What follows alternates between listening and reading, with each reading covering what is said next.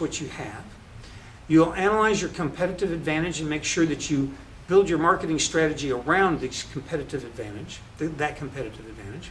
You're going to create a marketing mix that finds out what not only your customer needs, but what they want.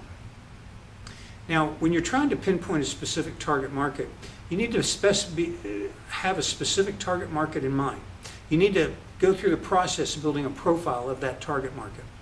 The marketing strategy needs to have a clear definition of the consumers. This is critical.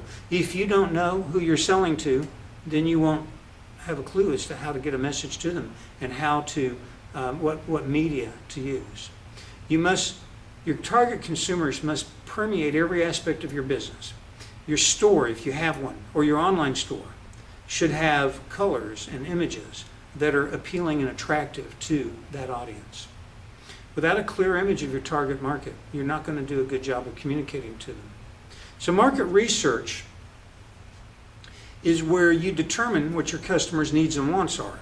And you can define this in numerous ways. You start typically with demographics.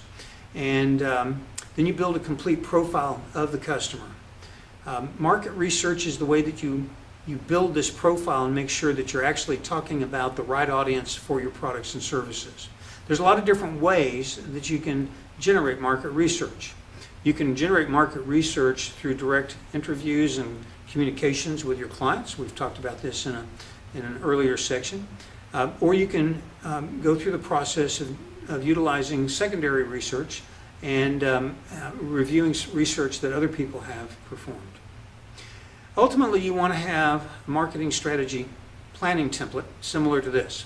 You're going to have the who, the buyer profile, description. Who is the buyer? Where do they congregate? What do they look like?